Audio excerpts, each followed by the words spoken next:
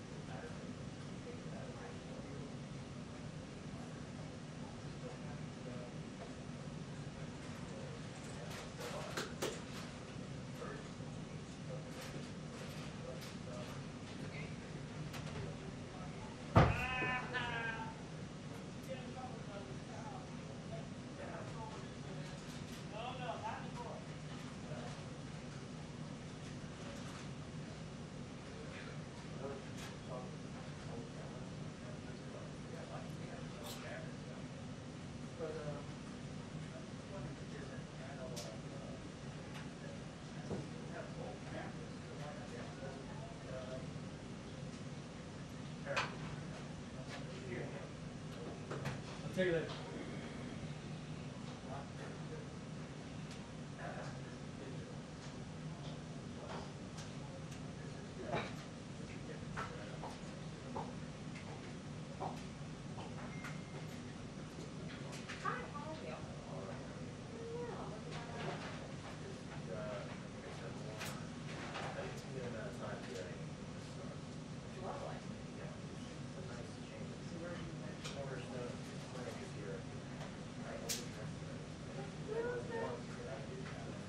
Okay.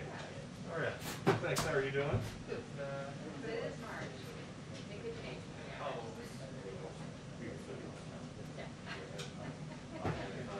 We'll embrace that.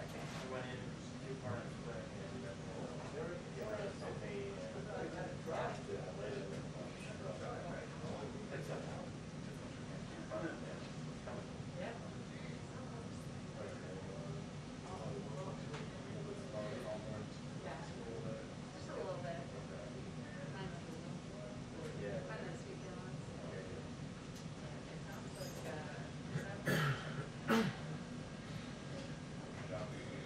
no. What's going on with you? Or did they just send that full report again? One. I think we're good for one.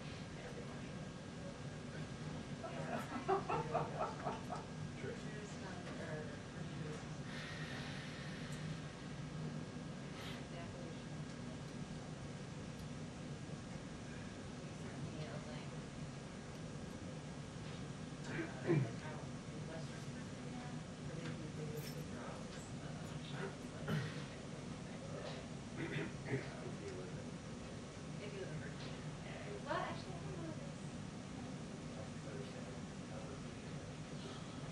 I don't know this. No, you probably still more likely to get shot faster. I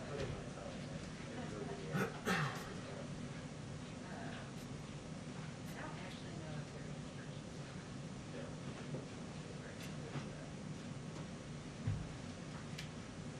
Valley Health.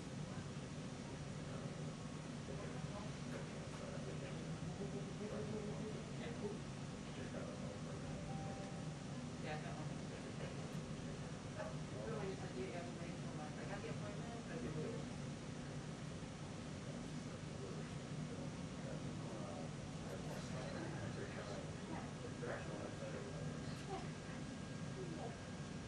I was gonna start trying the whole like method calling your doctor. Friendly did that, and it just happened. He's also retired ex thing, so he was like, "Have a time." Yeah.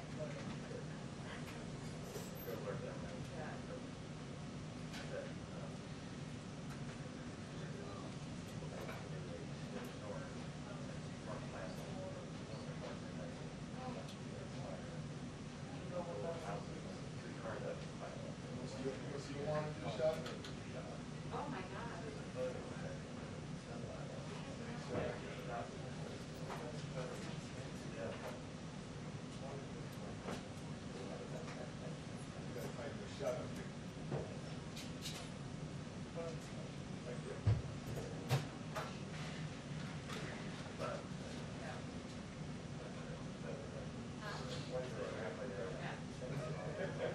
I know, that's all right. And my brother, but started like all these years.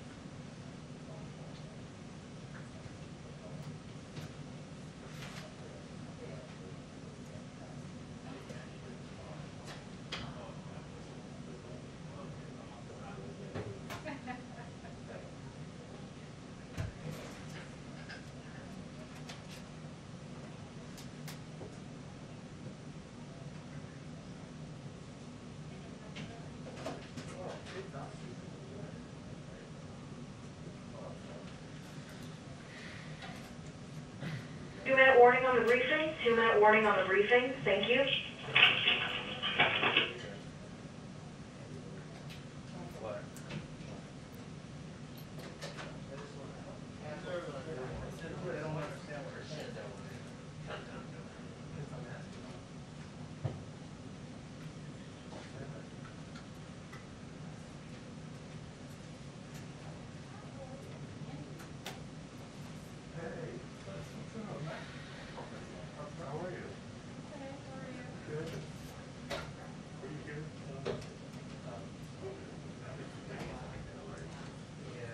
Tell me where to go.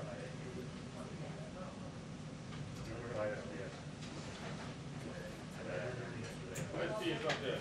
What's that?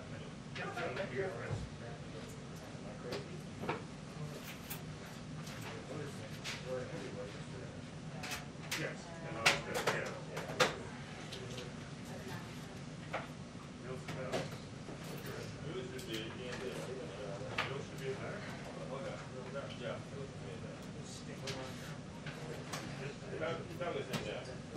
I'm in the corner.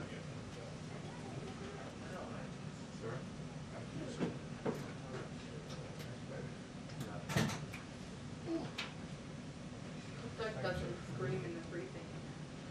What's that? Not scream in the briefing. Thanks, Jen. That was classic, wasn't it? Just your one over. You're on my side. Oh, no, that's the last time. Jamie, yeah, that's on. Oh, great. Yeah, don't say it.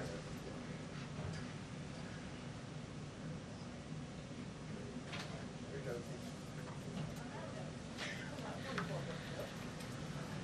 Hi, everyone. Hello. So joining us today is Ambassador Roberta Jacobson, Coordinator for the Southern Border.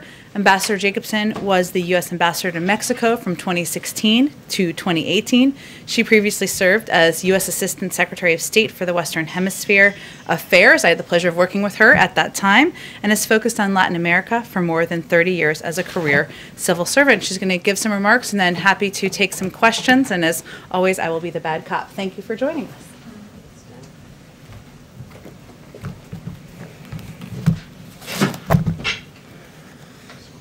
So, thank you all. Good afternoon. President Biden has made clear from day one that he wants to change our immigration system. Doing so means truly building back better, because we can't just undo 4 years of the previous administration's actions overnight. Those actions didn't just neglect our immigration system, they intentionally made it worse. When you add a pandemic to that, it's clear it will take significant time to overcome. We must build a better immigration system that reflects our values as Americans, enforces our laws, safeguards public health, and moves away from cycles of irregular migration. Today I'm here to talk about what we are doing with partners in Mexico and Central America to ensure that people don't make this dangerous journey and instead have opportunities for economic advancement and safety at home. The President has committed to seeking $4 billion over 4 years to address the root causes of migration, including corruption, violence, and economic devastation exacerbated by climate change. As part of that plan, we will address the causes that compel individuals to migrate, including improving governance and providing a foundation for investment and economic opportunity, strengthening civilian security and the rule of law. Working across the whole of government, we will look at access to international protection and refugee resettlement, and rethinking asylum processing to ensure fair and faster consideration. Only by addressing those root causes can we break the cycle of desperation and provide hope for families who clearly would prefer to stay in their countries and provide a better future for their children. President Biden, when he was vice president, visited the region many times and is clear-eyed about the challenge. He insists now, as he did then, that governments commit to being true partners in creating the conditions for growth and security. But I want to emphasize that the funds we're asking for from Congress don't go to government leaders. They go to communities, to training, to climate mitigation, to violence prevention, to anti-gang programs. In other words, they go to the people who otherwise migrate in search of hope. And they will have to have the participation of the private sectors in those countries, who for too long have evaded taxes, underpaid workers, and failed to be part of the solution to creating safe, prosperous, and democratic countries. We've already begun specific actions to both undo the previous administration's policies and to advance a new vision of immigration. We have ended the so-called migrant protection protocols, which sent people back to Mexico to wait, sometimes for years, for a chance to present their asylum claims. Working with the government of Mexico, international organizations, and NGOs, we have safely admitted over 1,400 migrants and closed the most dangerous face of the MPP, the Matamoros migrant camp. Today we are announcing the restarting of the Central American Minors Program for children to be reunited with a parent who is legally in the United States. This program was ended abruptly by the previous administration, leaving around 3,000 children already approved for travel stranded. In Phase 2, we will be working to improve the CAM program to expand safe and legal avenues to the United States.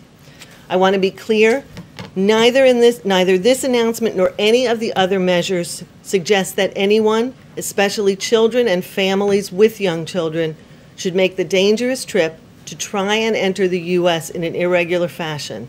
The border is not open. Going forward, we will continue to look for ways to provide legal avenues in the region for people needing protection while we continue to enforce our laws. This is a process.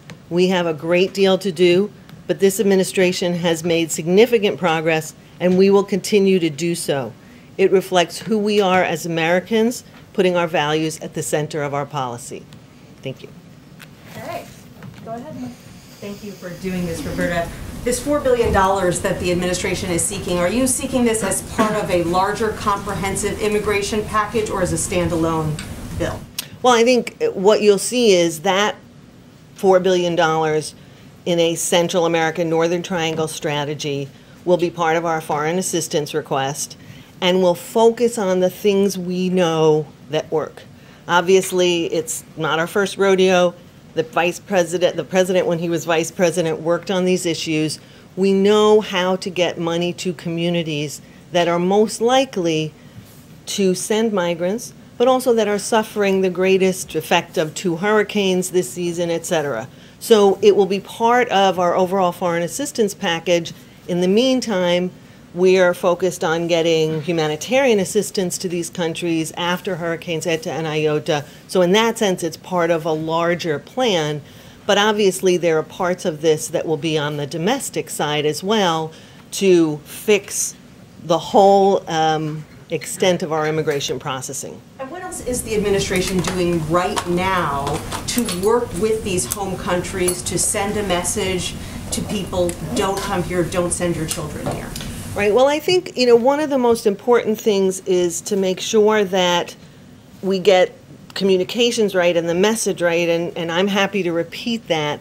But I think it's also important that we work with the international organizations that have very credible voices and have very good networks among migrant-sending communities to dispel the myths and misinformation that smugglers are using, right? When we talk about the border not being open, and the ways in which we're trying to dissuade people from making that dangerous journeys, the smugglers are conveying exactly the opposite to people.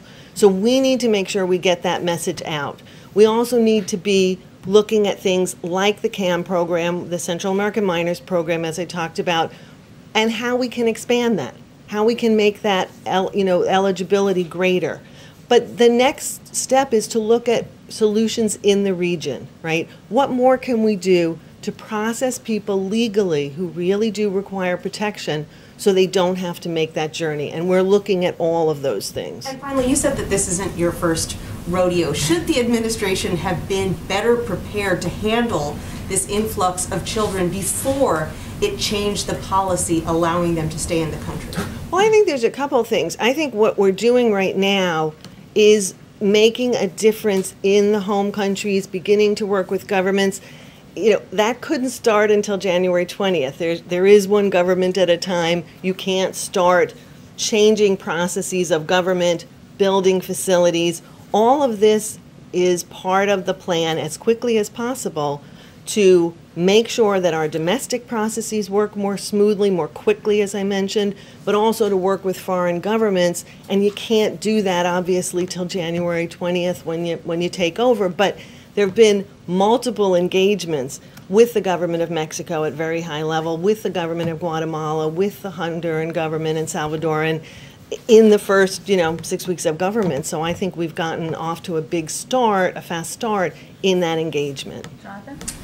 Thank you, Jen and Madam Ambassador. On Honduras, how does the administration balance this need for cooperation from that government with ongoing concerns about corruption there, particularly federal prosecutors who say that the President Hernandez was working on a plan to flood the United States with cocaine?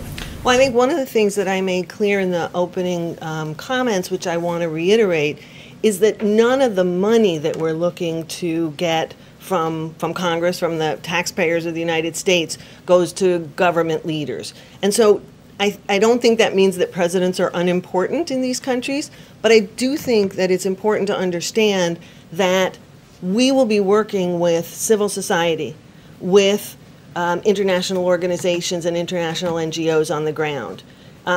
We will work with officials that we can work with, but we also think it's really important that these countries make commitments, really explicit commitments, to advancing on anti-corruption.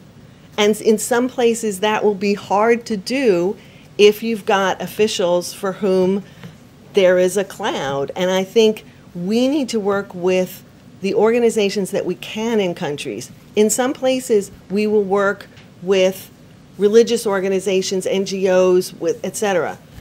It's a challenge in countries that have confronted serious corruption risks. Just one follow-up. Like, what mechanism is in place, or how do you possibly safeguard that funding to make sure it stays out of the hands, perhaps, corrupt politicians?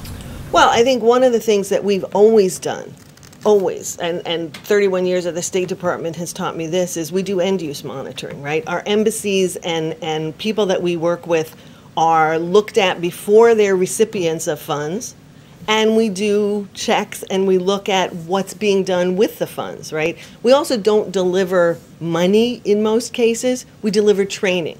We deliver new lighting facilities that reduce violence and crime. So a lot of what you do, it's not handing over blank checks, and I think that's really important in this. Kayla? Thank you very much. You were talking about restarting CAM, these other long-term goals for what the immigration policy should look like, but right now news CNN reporting shows that unaccompanied migrant children are being held in these Border Patrol facilities for, on average, 107 hours. That's up from, I believe, 77 hours on average last week. So what is the Biden administration doing right now to fix that? Well, I think, my part of this focuses much more on what we're doing at the end of this process in Central America and Mexico.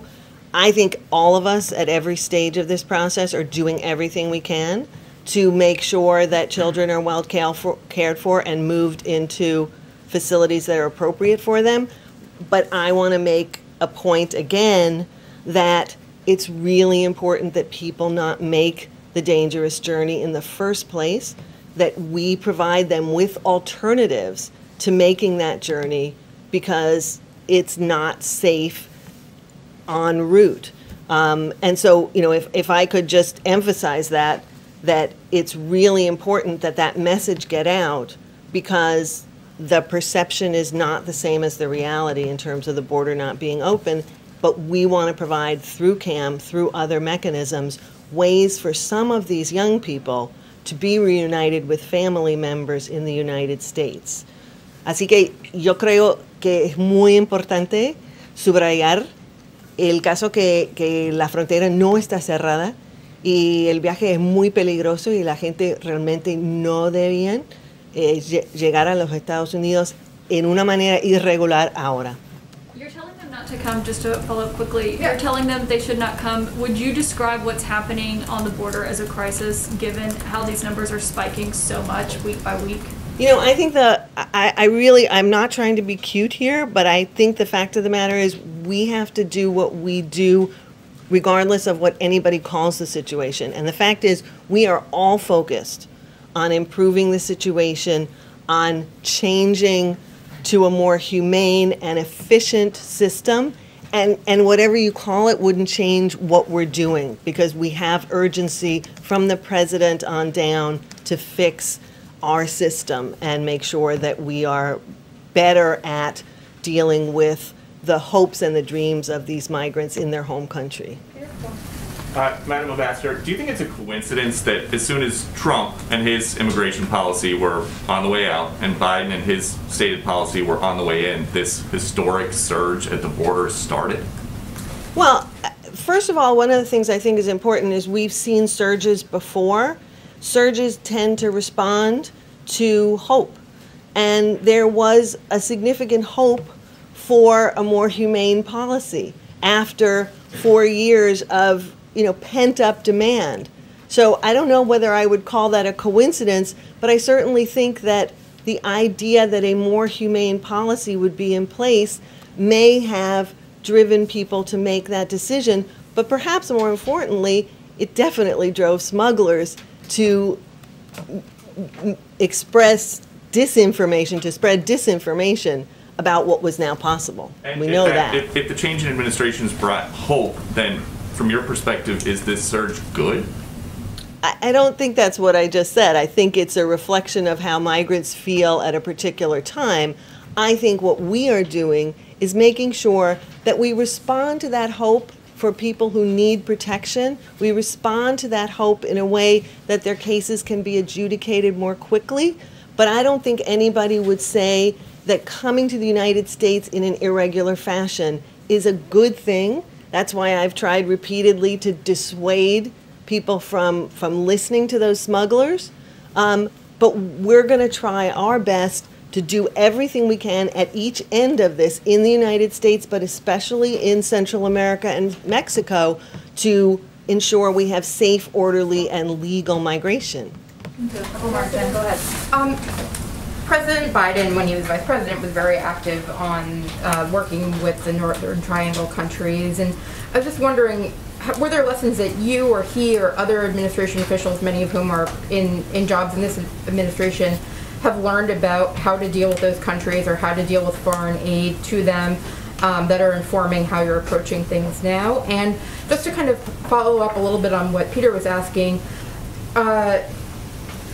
are you concerned at all about kind of mixed messaging, that at the same time that you are telling people not to come, that the journey is dangerous, that because you are offering this talk about a more humanitarian process, that people will not, pay attention to the fact that they could apply from their home country, that they will still come, that they are still, so hopeful, that there really is kind of a conflicting message coming from Washington to Central America?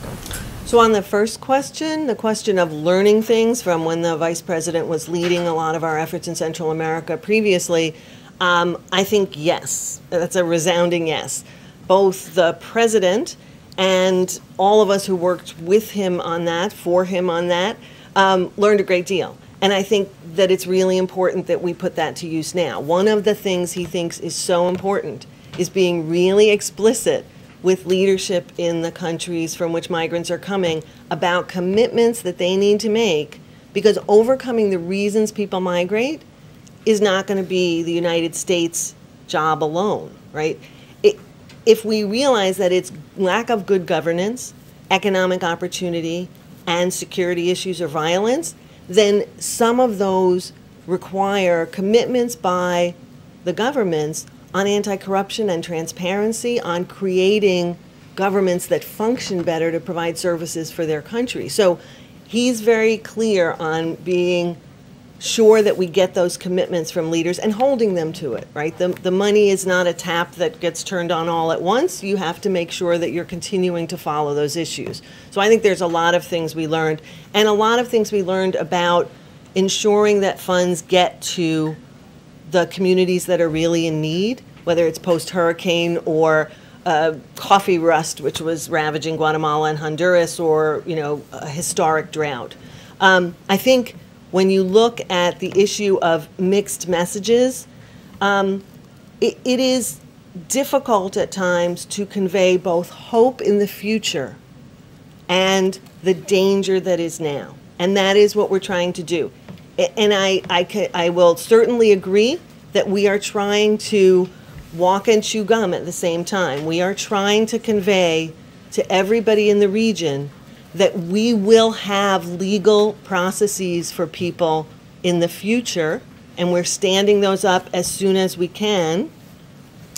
But at the same time, you cannot come through irregular means. It's dangerous, and the majority of people will be sent out of the United States, because that is the truth of it. We want to be honest with people. And so we are trying to send both messages, and smugglers are only trying to send one message.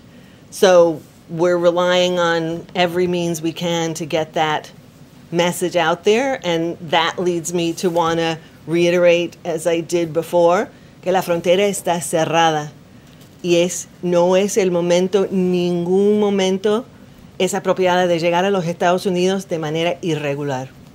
Andrew, Ambassador, can you say a word more about what you're talking about in terms of the private sector? Can you explain what you're envisioning there, and what exactly do you need? And then just to sort of as a second question, you're talking about being really explicit with these countries, but what sort of leverage does the United States actually have to effect change in those countries?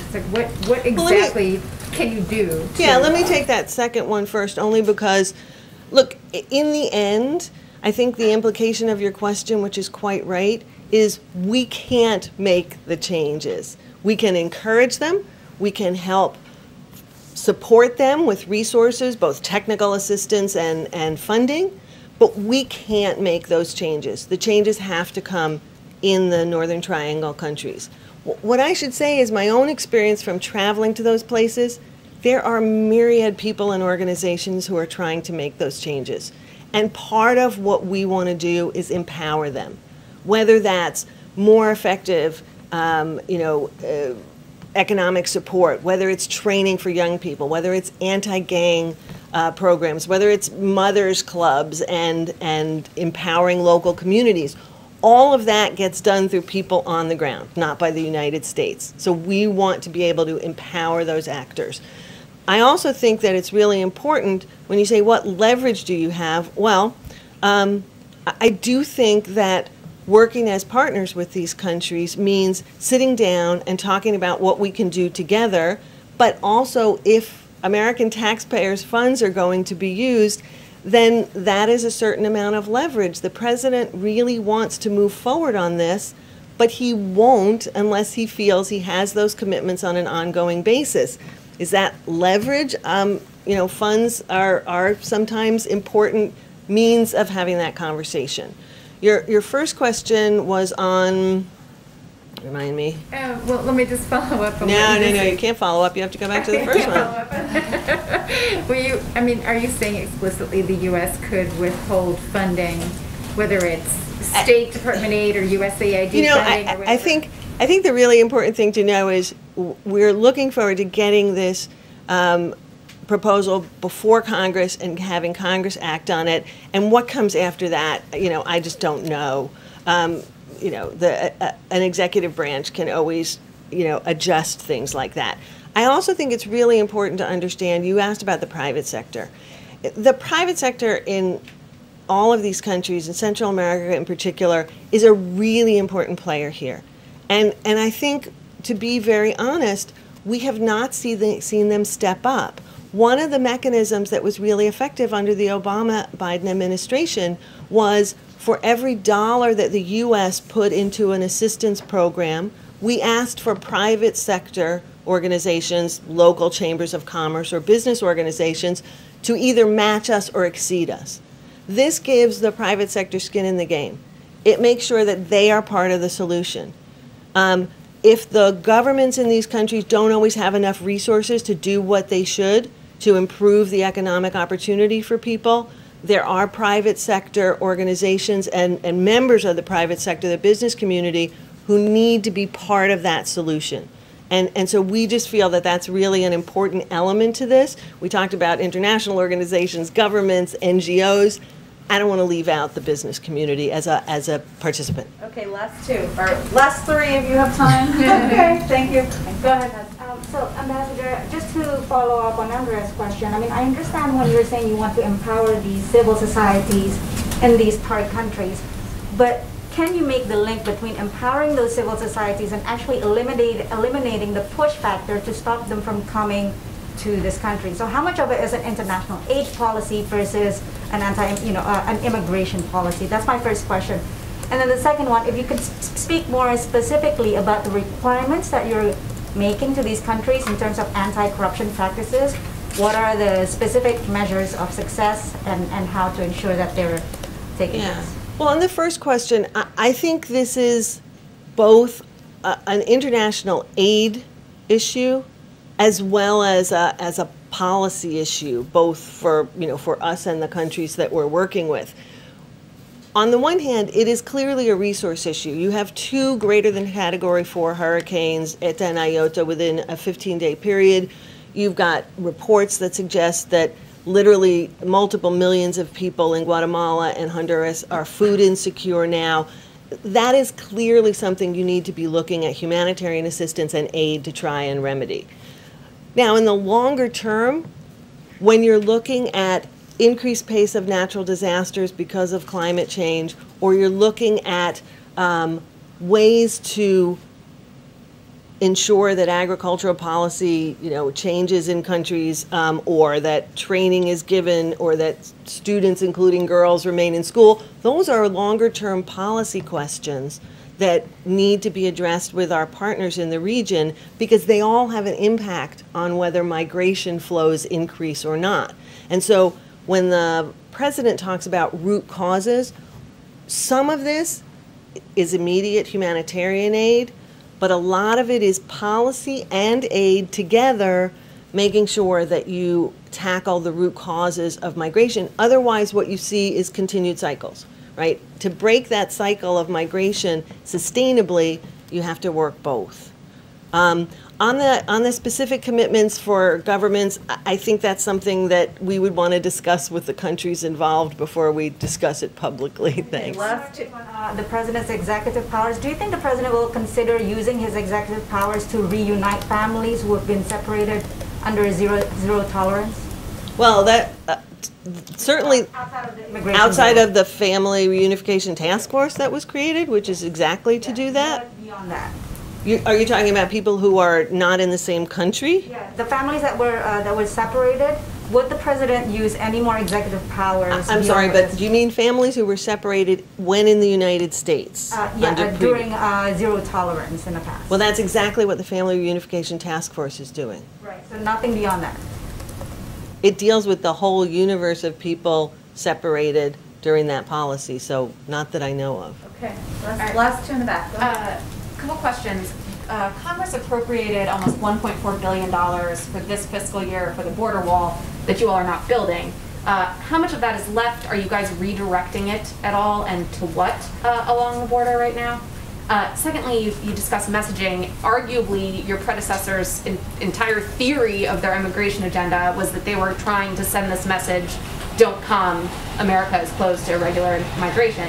So obviously you're pursuing some different policies, but what can you actually do differently than they did to try to get that message if, it wasn't fixed already with that kind of aggressive messaging? Well, on the first question regarding the border wall, the president has been very clear about ending the national emergency, or the emergency at the border that was used to justify the wall, and obviously not proceeding with it.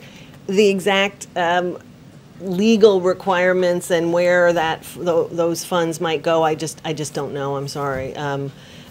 Let me talk about the message issue. I mean, I think it's really important to understand that you can't and shouldn't say, in this administration's opinion, that the only way to message do not come in an irregular fashion is to act as cruelly as you possibly can, separate children from their parents, return people to places that, like the migrant camp in Matamoros, for up to 2+ years at a time, and that's the only way that you can get your message across. This administration's belief is that we can get our message across that it is a more humane policy by opening up avenues of legal migration, which will encourage people to take those legal options and go through the asylum process if they're seeking that, and not take the irregular road. I think you have to find different ways to message, but if messaging reflects your actions, that is why we are increasing the actions for legal migration so that the message is you have another option. Last one in the back. Thank you. If I may ask a question in Spanish for our audience.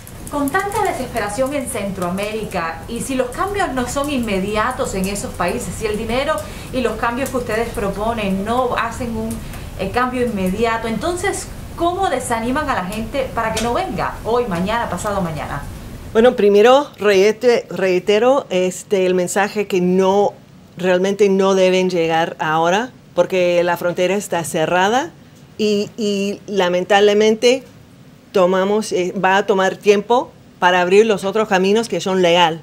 Pero tenemos también que subrayar que hay cosas que podemos hacer ahora mismo. Y uno es ese programa de jóvenes menores de Centroamérica que estamos reabriendo hoy día para reunir padres de familia en los Estados Unidos en estado legal con personas, jóvenes, niños en Centroamérica que fueron abandonados, digamos, durante la administración previa. Pero podemos decir también que vamos a anunciar tan rápido como sea posible otras medidas que sí va a implementar antes de que se pueda llegar dinero por parte de ese programa nueva al Congreso. Pero tenemos que admitir también que tenemos más que $500 millones ya está en programación en América Central. Estamos acelerando el proceso de implementar esos programas de alimentación, de trabajo y capacitación. Así que estamos empujando en todas las oportunidades, todas las posibilidades de llegar otros caminos y ayuda inmediatamente.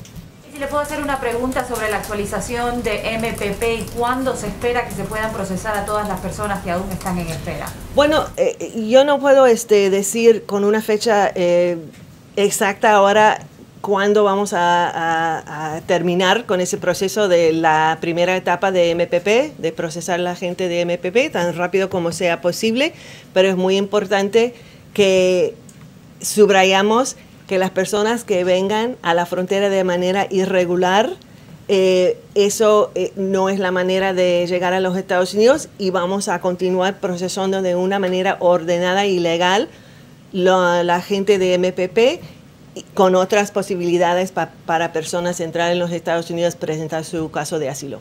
¿No se han reabierto nuevas aplicaciones? No puedo decir una fecha, no. Thank you so much. Thank you. We appreciate your time. Whoops. Sorry. Thank you. Make sure Jen has the right book here. Thank you. Okay. I can't promise we'll always be that rapid when I promise to bring someone to the briefing room, but we'll try. We'll do our best. We'll do our best. A couple of other items for all of you at the top. With today's expected passage of the rescue plan, I can announce that the President will sign the bill at the White House on Friday afternoon. We spent a lot of time, of course, from the podium talking about the mechanics of how a bill becomes a law, and I know there's lots of interest in what comes next. So once it's passed, the bill text will be rechecked, printed, and signed by the appropriate leaders in the House and Senate. The House clerks will then deliver it to the White House for the President's signature. We expect that delivery to happen sometime tomorrow, and then the President will sign it on Friday. We, of course, are moving full speed ahead on the implementation of the bill because we know the American people need help and need it as soon as possible. We are also working on looking ahead to implementation I wanted to make sure you all saw Secretary Yellen's speech before the National League of Cities yesterday, promising to get aid out to state and local governments. Obviously, this is a key component of the package and one that will help keep cops, firefighters, local officials in their jobs. And we are looking, they are looking for ways to maximize, of course, the impact of every dollar. That's exactly what the President did when he served as the point person on the implementation of the Recovery Act in 2009, partnering with mayors, governors, and other officials to get help to them quickly and in a way that kept waste, fraud, and abuse to 0.2%. So he knows directly that the passage and signing of the bill is just the beginning, and he plans to appoint somebody to run point on implementation. I don't have any personnel announcements today, but that will certainly be part of our path moving forward. Also today, as you know, the President will join the CEOs of Johnson & Johnson and Merck to discuss their historic partnership that will produce more life-saving vaccines for Americans and the world. President Biden will also announce that he's directing, Jeff Zients, our COVID coordinator, and the HHS team to procure an additional 100 million doses of the Johnson & Johnson vaccine. He's doing this because in a wartime effort, which is what we consider this, we need maximum flexibility. We want to be oversupplied and overprepared. There's also a chance that we'll encounter an unexpected challenge on new need in our vaccination efforts, and we're preparing for just that. The President will also discuss the meeting he's having today during his remarks, and he'll also address, of course, the passage of the rescue plan during those remarks as well. Last item, I believe here, lots going on here today. On March 18th through 19th, National Security Advisor Jake Sullivan and Secretary of State Tony Blinken will meet with Director Yang Jiechi and State Councilor Wang Yi in Anchorage of China, of course. The meeting will follow the President's convening of the Quad at the leader level, as well as his participation in the G7 leaders meeting just a few weeks ago. Secretary Blinken and Secretary Austin's trip to Japan and Korea, two of our closest regional allies, and National Security Advisor Sullivan's multiple engagements with Japanese, Korean, Australian, Canadian, and European counterparts, including a European Quad meeting next week. It was important to us that this administration's first meeting with Chinese officials be held on American soil and occur after we have met and consulted closely with partners and allies in both Asia and Europe. And as you know, a number of those conversations have happened at the presidential level and, of course, at the Secretary of State and National Security Advisor level as well. The meeting is an opportunity to address a wide range of issues, including ones where we have deep disagreements. We intend to discuss our expectations and will be frank in explaining Beijing's actions and behavior challenge to the security, prosperity, and our concerns about challenges they pose to the security and values of the United States and our allies and partners. We will also talk about areas where we can cooperate of mutual interests, and we are coming to these discussions, of course, clear-eyed. The meeting also provides an opportunity to emphasize how the United States will stand up for the rules-based international system and a free and open Indo-Pacific. As the President has said, we approach our relationship with the Chinese from a position of strength and in lockstep with our allies and partners. With that, go ahead, Jonathan. Thank you so much. You said the President will be signing the bill on Friday. Can you walk us through what will happen next? The President himself has expressed regret that the 2009 economic recovery package was not sold well, as he put it. You yourself have acknowledged that others, veterans of the Obama administration, feel similarly. Can you explain to us what we're going to see from the President, from surrogates? How is this message going to be delivered to the American people? How do you sell this bill? Sure. Well, the President, the Vice President, the First Lady, the Second Gentleman, a number of members of her cabinet will be communicating directly with the American people, engaging directly with the American people, and all sending a clear message: help is on the way. Over the next few weeks, we are going to swiftly put in place implementation plans. I've touched on a little bit of that, and plans to get aid to the people in places that need it the most as quickly as possible. This is, of course, a continuation of the work we've done over the last 2 months to build support for the rescue plan, communicating directly with the American people, building support among mayors, governors, labor leaders, the business community, and other stakeholders.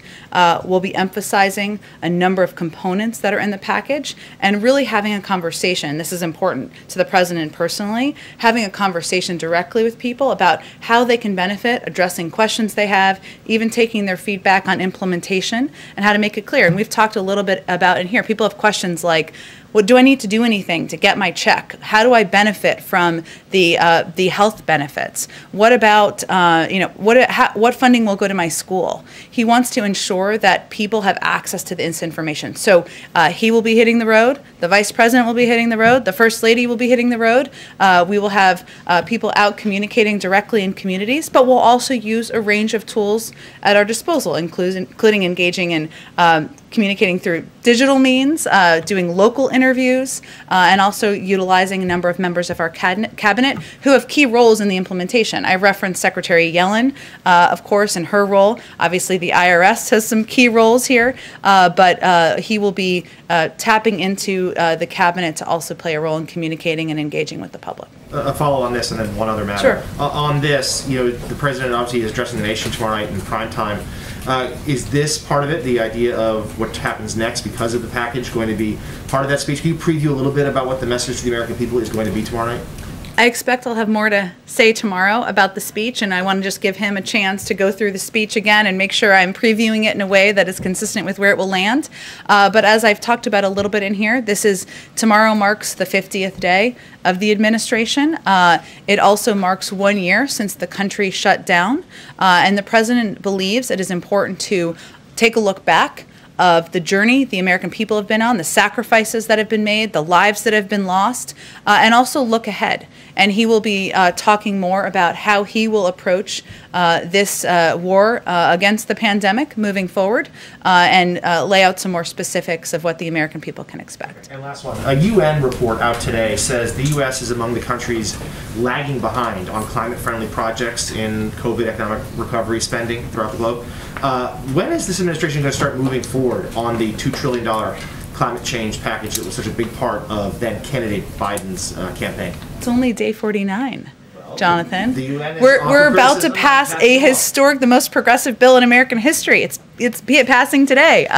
Look, I would say that the president believes that, and he talked about this on the campaign trail, as you mentioned, was certainly a promise of his, that we can create, the United States and many other countries around the world we'll focus on here, can create good-paying union jobs that are also consistent with our objective of addressing the climate crisis. And certainly that is central to how he's thinking about his agenda moving forward. Those policy discussions are still ongoing, but I can assure you that he intends to deliver on the promises he made on the campaign trail, and intends to deliver on the promises he made about creating good-paying union jobs that also are consistent with his goal of addressing the climate crisis, I should say. Go ahead. Hey, Jen. On the 100 million new doses, you said that the goal is to be oversupply. What's the goal for that oversupply? Is it to be held in reserve for kids? Is it to be donated to other countries? Is it to be held in reserve in case people need to get shots again next year? What's the plan for that extra dosage? Well, first, the president's focus every day when he wakes up is ensuring every American, we can ensure that every American has access to a vaccine, and that we are vaccinating the people in this country. But here are a couple of the factors that have weighed in on our decision to purchase an additional 100 million doses. We still don't know which vaccine will be most effective on kids.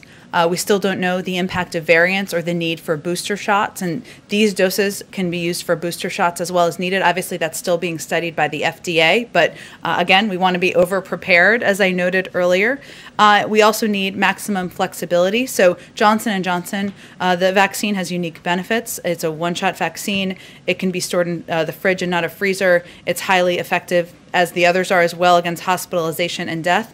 But we are really looking for maximum flexibility here, as we are still considering a couple of those pieces I mentioned, which is most effective with children, the effectiveness on addressing variants, and of course boosters, as I noted.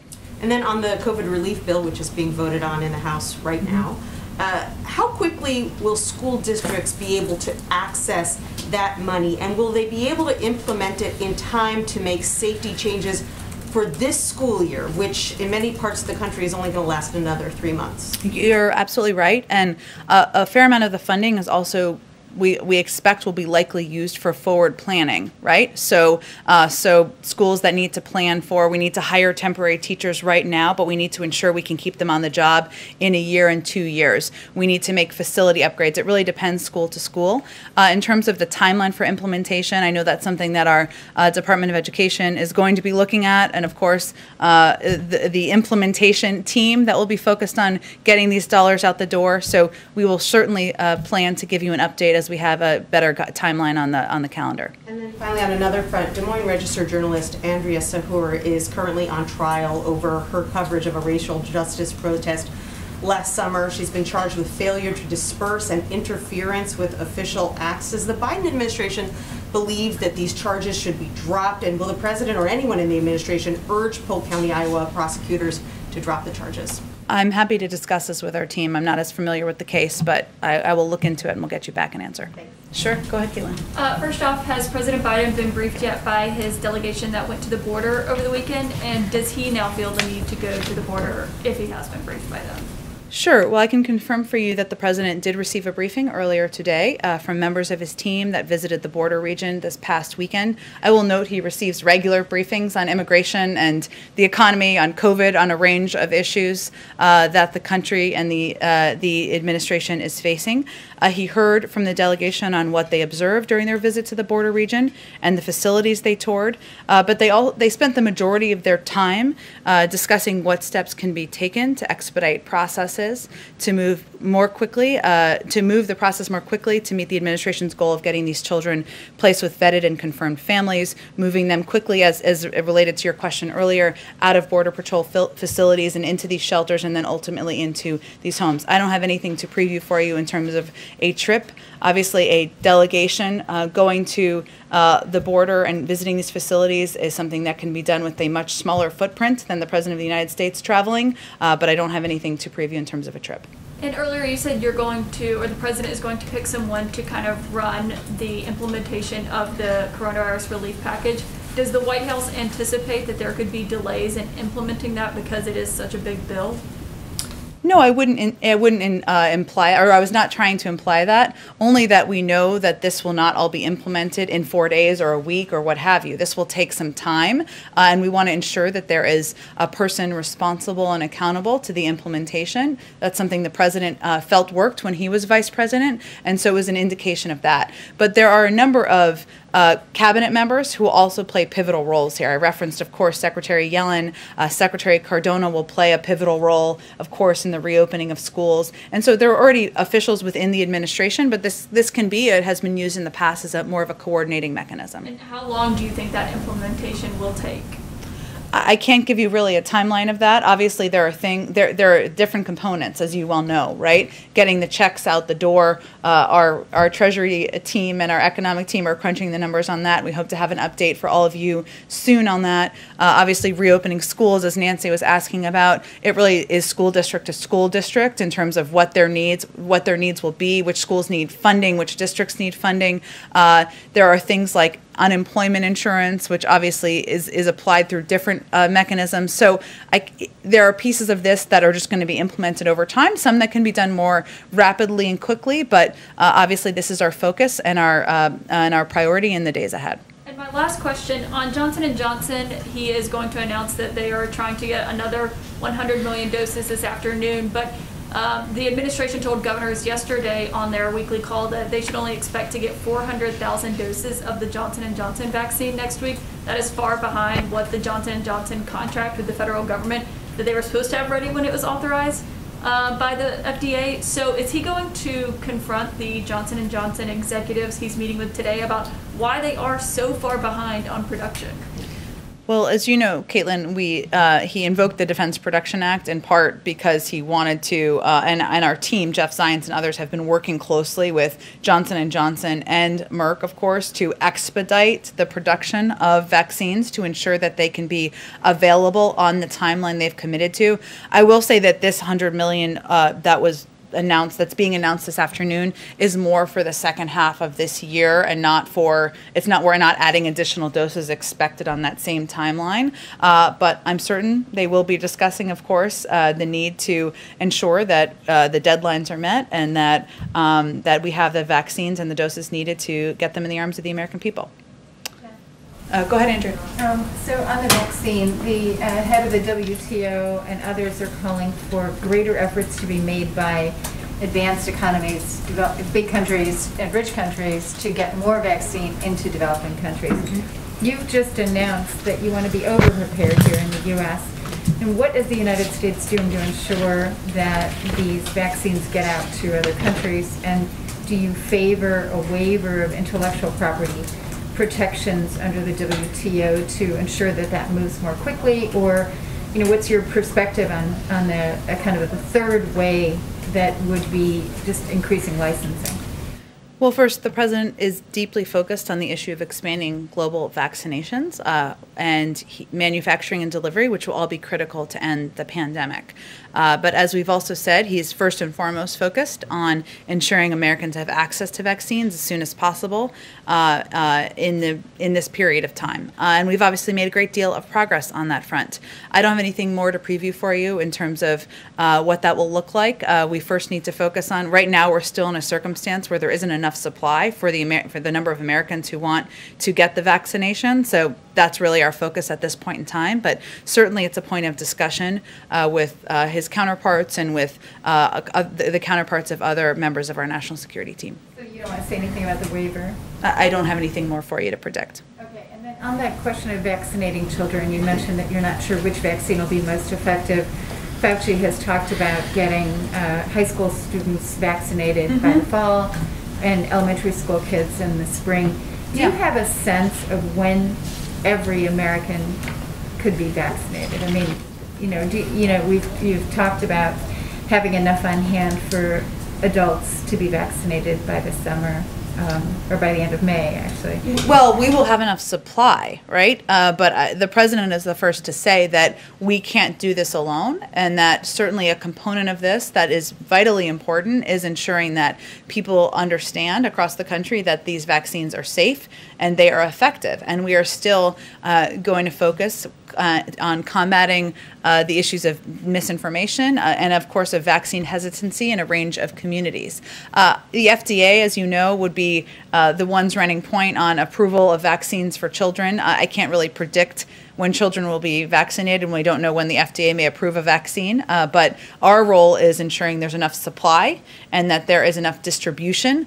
We've made a great deal of progress on that. More work to be done, but I can't make any predictions beyond that. Go ahead. On a couple things. First, President Biden, when he was vice president, kind of was the person who ran point on the 2009 recovery bill. Would you expect that Vice President Harris might take on a similar role? He has, done a lot, put her in a very similar position to the one that he had with President Obama. Well, that's true. I mean, the president has said that he wants the vice president to be the first in the room and the last in the room when he has important briefings, when there are important policy decisions and discussions that are taking place. And that certainly is how he is operating, or they are operating as a team together. In terms of what role she may play in the implementation, I don't have anything to preview for you on that. She will certainly be traveling. She's a key voice and asset for the administration, and she'll be communicating about the impact of the American Rescue Plan and how it's going to help the American people over the course of the next few weeks. Ron Klain said last night that the president's speech to a joint session of Congress won't be for a few weeks, and he was kind of suggesting that there is going to be this time period where the administration is focused on promoting the bill that just passed. Can you kind of confirm that and provide any more information on sort of how you're thinking about the rest of March into April, promoting this ARP versus moving on to the Build Back Better? Sure. I don't have an exact breakdown of timeline, and I don't think Ron was intending to give one either, only to convey, which is I think why you're asking, that the president, the vice president, and all of us in the administration believe it's important to take a moment to, or a few moments, I should say, to communicate directly with the American people about the benefits of the package, to ensure they understand that help is on the way in a range of forms, and to do that in communities and directly with people who we are hoping understand the benefits of this package. So I expect that to mean a couple of trips for the president, the vice president, and others, but I don't have kind of an end date for that. And certainly part of the focus internally is on ongoing discussions about what is next and what components of the president's Build Back Better agenda, what the order is, the format, the size, and those decisions haven't been finalized quite yet. And then one other thing that you kind of hinted you might have an answer for yesterday, which is another thing related to Ron, the National Clearinghouse for Vaccine Information. You know, we here in the Bloomberg seat are very interested in your answer on that. Very excited about the website, which many people are. You know, I would say, you know, as you know, the website is being implemented as a vaccine finder, I should say, is being implemented as a pilot program. We've always been open to expanding the pilot program, and we're certainly looking into that.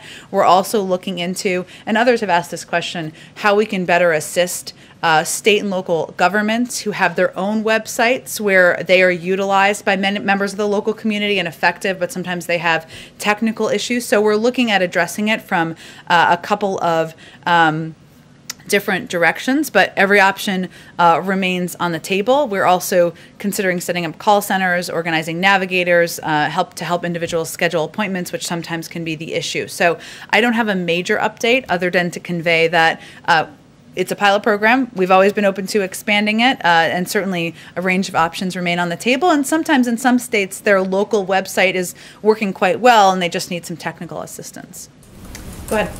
Thank you, Jen. You've been telling migrants from right there for a month now, all the way back to February 10th, that now is not the time to come, but they are coming in bigger numbers every day. So do you have a messaging problem?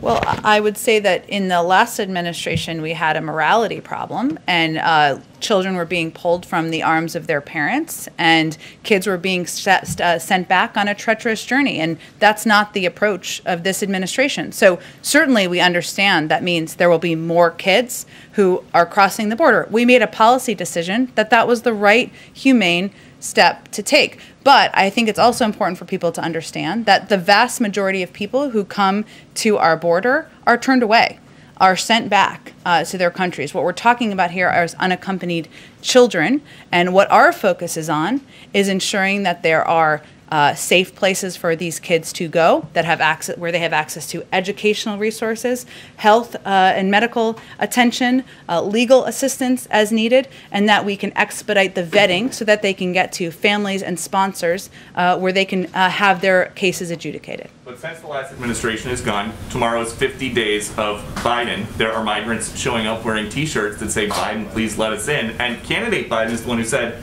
"I would end this notion for the first time in history that people seeking asylum have to be in squalor on the other side of the river." Why doesn't he come out and just say, "Now is not the time"? Well, he actually did an interview with Univision about a week and a half ago where he conveyed a similar message, and we've conveyed that at every opportunity that we have. I will say we are, as you noted, almost 50 days in.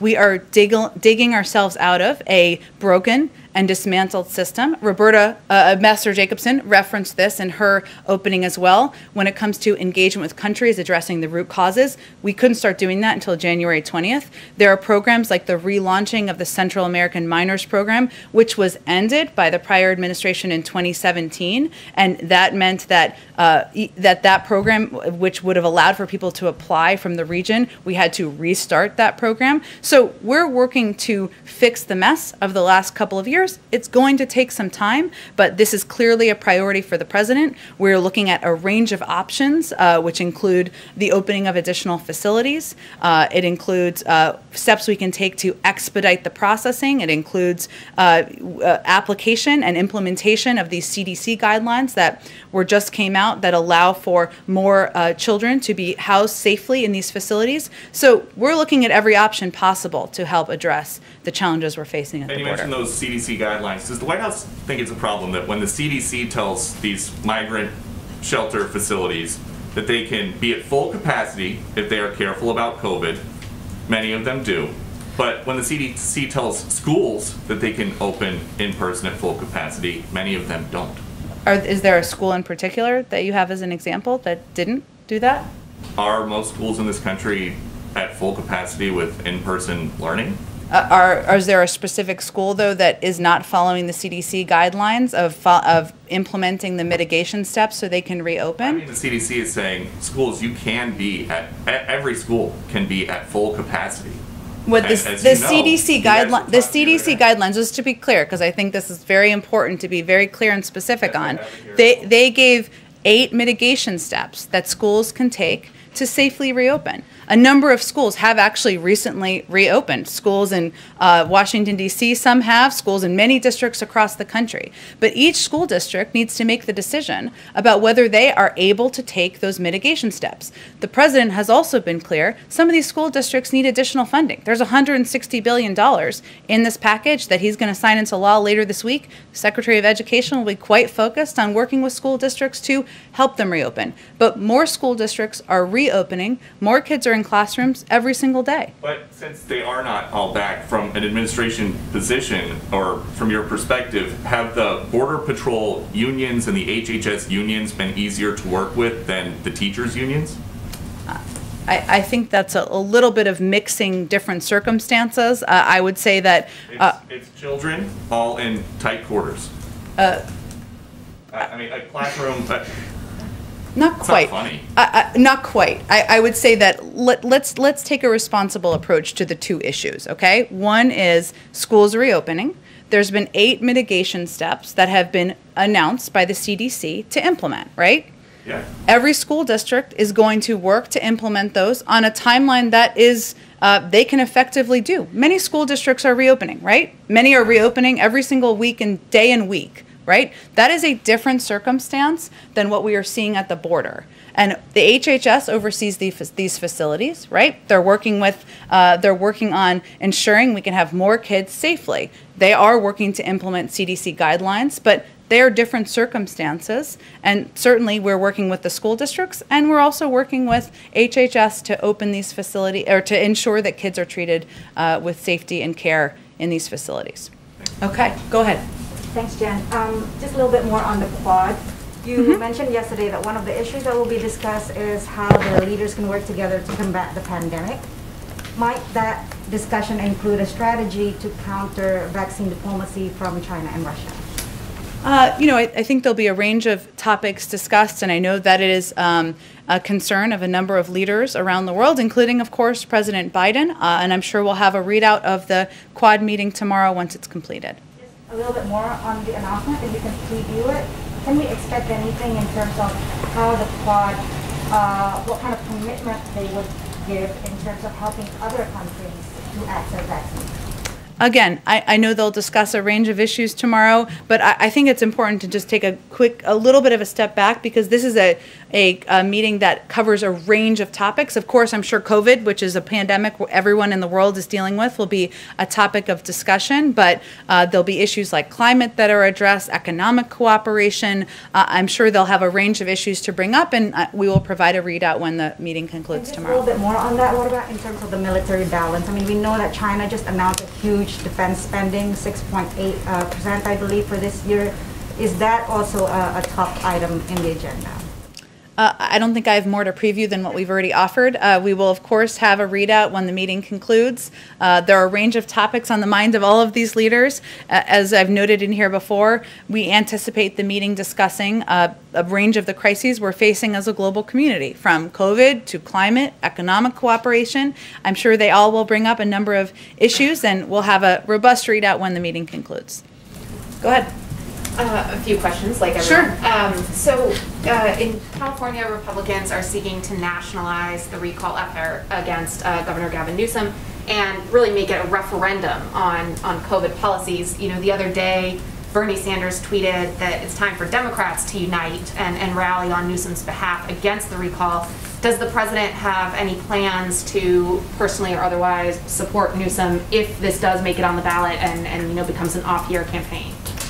we're not quite there yet. We've spoken out in support of Governor Newsom and against the recall, so that remains our position. All right. Also in California, we at the San Francisco Chronicle are finding that school districts are saying, even with this influx of money coming from the package, there's still lots of reasons they're not sure if they can reopen even, by this fall, including building consensus around how to do it. There's been some criticism that the CDC guidance is actually too conservative and prohibitive, including the 6 feet distance rule that schools either have to ignore or not open.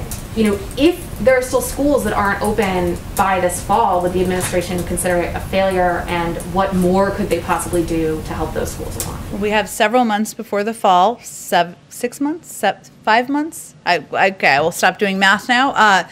This is our Secretary of Education, Miguel Cardona. This is his #1 priority, what he is focused on. The President has asked him to lead this effort, and he is holding a school summit. He will be working with school districts, including, I'm sure, in California and San Francisco and others, to work to address what they feel the challenges are to reopening, whether it's funding that's needed, whether it's consensus building that needs to happen. The President wants schools to be open 5 days a week, wants kids to be learning in school, and we're going to do everything we can to ensure that's happening. And lastly, on the subject of today's briefing, immigration and border policy, it covers so many different agencies. There's Homeland Security, there's HHS, as we've discussed, there's State Department, Department of Justice, which we don't talk about as much, as a huge piece of this.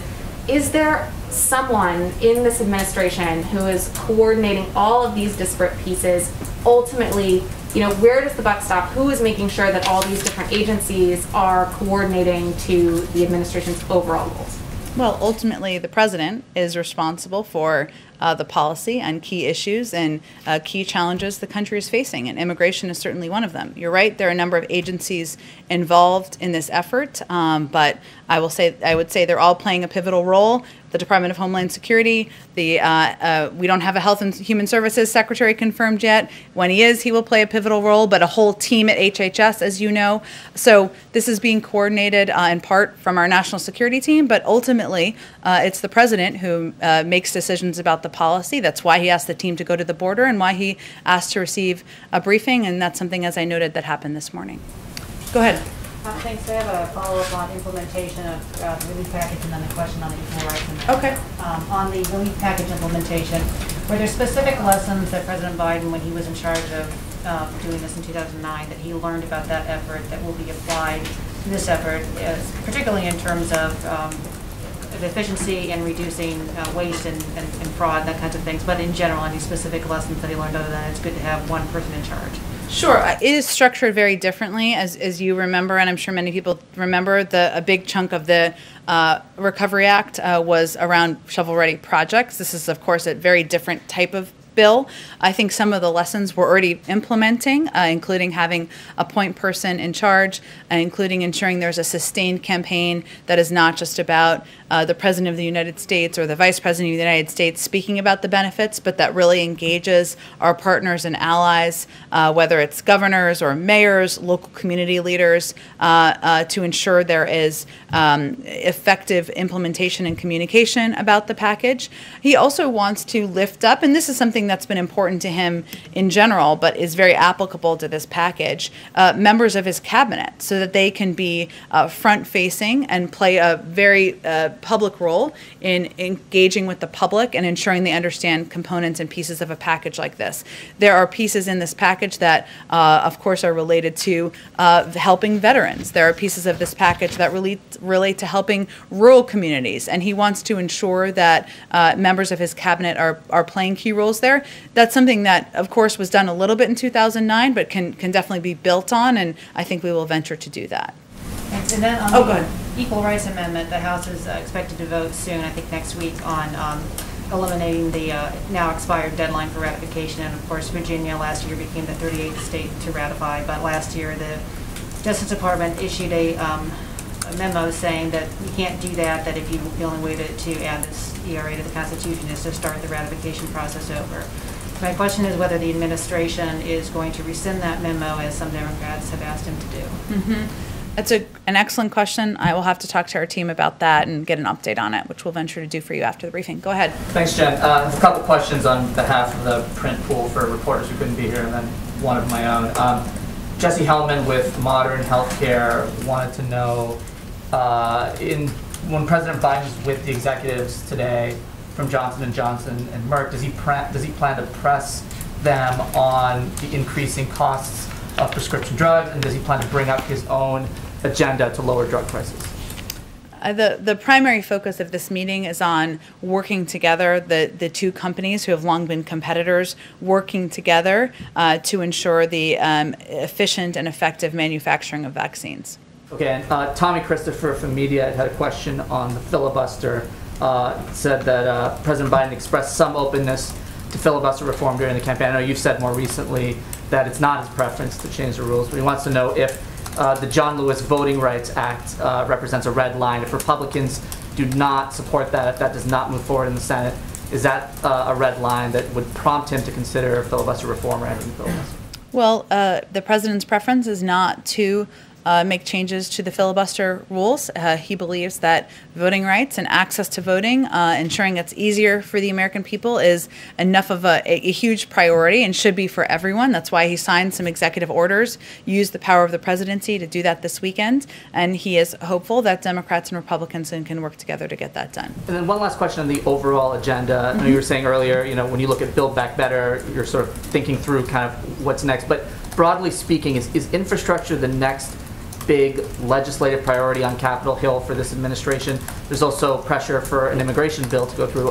What's next for you guys? What is the next big priority after the bill that you're hoping to sign, the president's hoping to sign on Friday?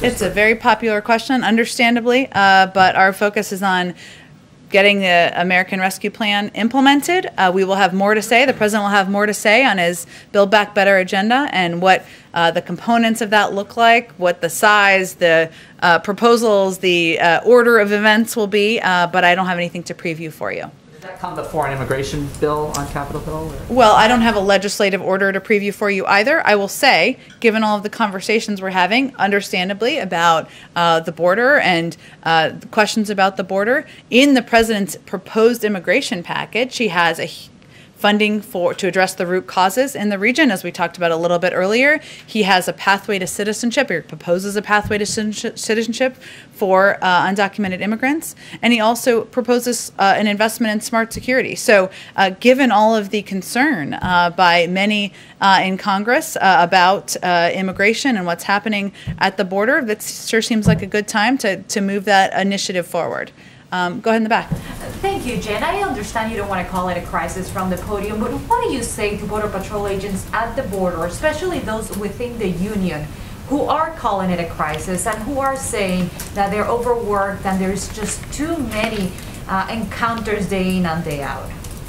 We are saying that we recognize that incumbent upon us in this administration is to continue to work day and night to expedite the process of ensuring there are the resources and processes in place to move children from the Border Patrol facilities to the shelters.